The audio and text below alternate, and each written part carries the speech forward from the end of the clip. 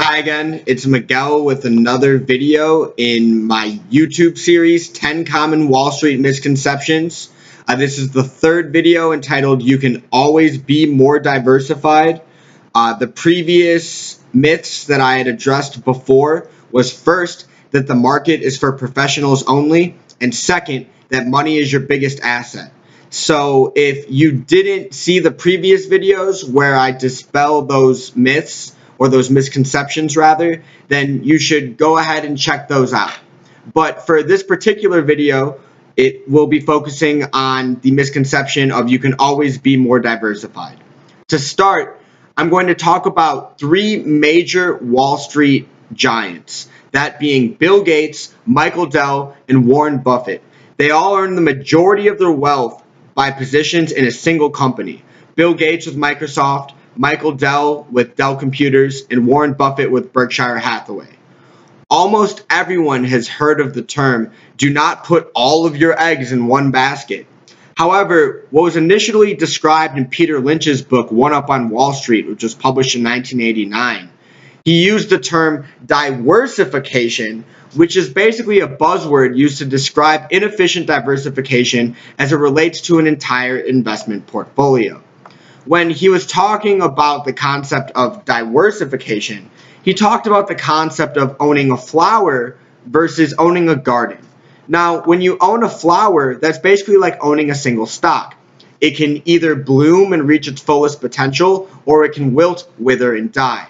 Owning a mutual fund is kind of like owning a garden, that instead of owning a single flower or a single stock, you own a basket of stocks or a garden of stocks, and your performance is predicated upon how the entire garden performs versus how a single actor performs. Yet, when we look at all of the regulatory obstacles that mutual funds face, we can recognize that a lot of mutual funds today are actually more in a state of diversification than diversification. Under the Investment Company Act of 1940 that governs mutual funds, a fund cannot have more than 25% of its holdings in any one security. The other 75% must be divided among at least 15 different securities so that none of them represent more than 5% of the total fund.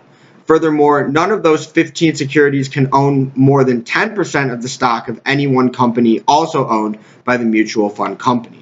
And that's only just one piece of legislation that affects mutual funds. As a result, a lot of mutual funds actually own hundreds of stocks, and an overwhelming majority of them are just mediocre. They might have a few that are really bad, a few that are really good, but most of them are just mediocre. So if you really want to maximize your returns and minimize your losses, you shouldn't be buying hundreds of stocks at a time when there's maybe only 20 or 30 that are actually worth putting your money into. So in order to really break down this concept of diversification, we're going to discuss the different facets of diversification. We'll first talk about diversification among asset classes, second, diversification among assets, before finally talking about diversification among time.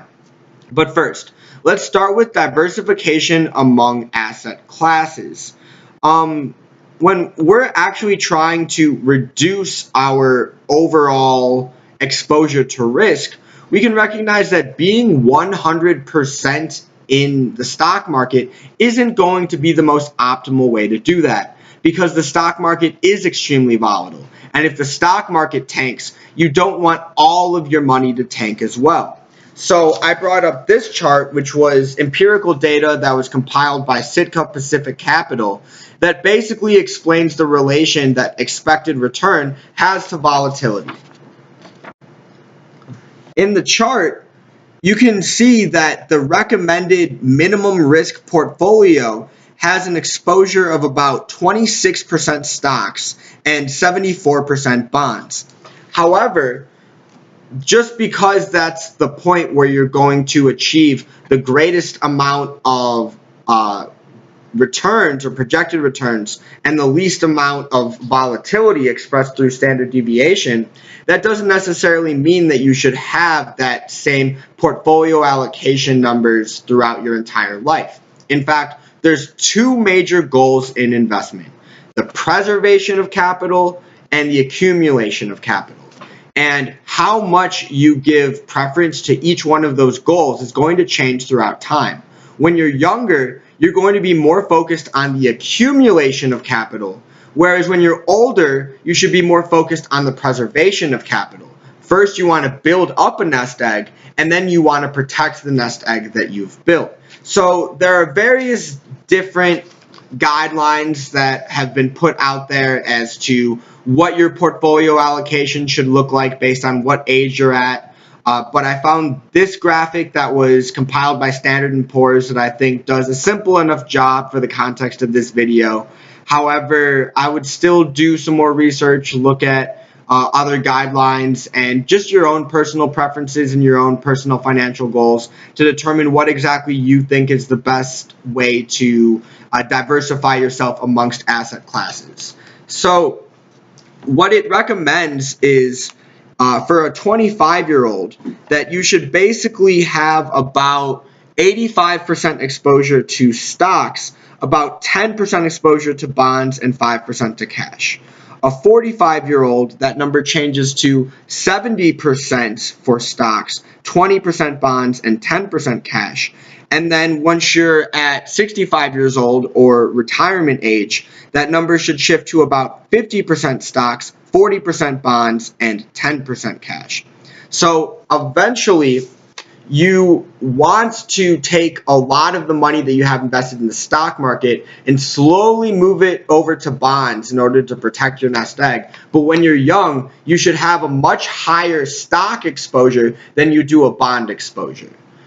So now that we've focused on diversification among asset classes, let's talk about diversification among assets.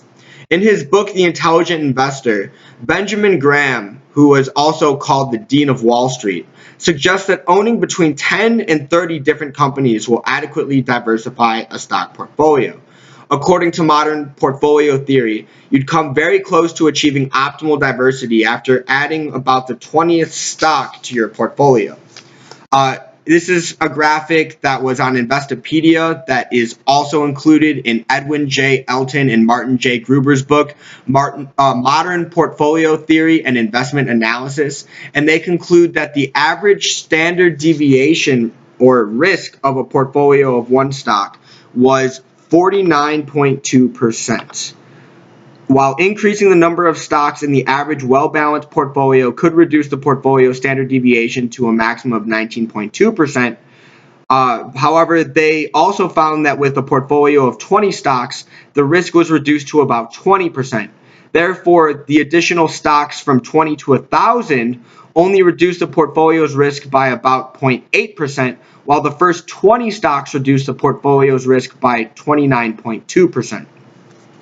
That basically means that once you add that 20th stock to your portfolio, that you're really getting a much smaller decrease to the amount of risk exposure that you have in your portfolio. And I would really say that you should have at least a dozen stocks in your portfolio, but my personal recommendations would be about 12 to 30 is really the target number that you should shoot for. Although I would say that if you had to pick one number, 20 is a round number that seems about right, and the empirical studies do show that that's really the most efficient number to have in your portfolio. So when we look at diversification, we also need to recognize that we should diversify amongst time. The way that we do that is through a process called dollar cost averaging. Let's say you have $5,000. Instead of putting all of your money in the stock market at once, you break that up into different time windows, that you maybe invest $1,000 each year for 5 years, and then you break it up even further to where each year you only invest $250 every 3 months. That way you're breaking up your entry points, and then when you sell stock, you also dollar cost average with when you get out of the market. So then that way you can diversify the time windows of your entry and exit points to ensure that you're not always going to be buying at the extreme high or selling at the extreme low.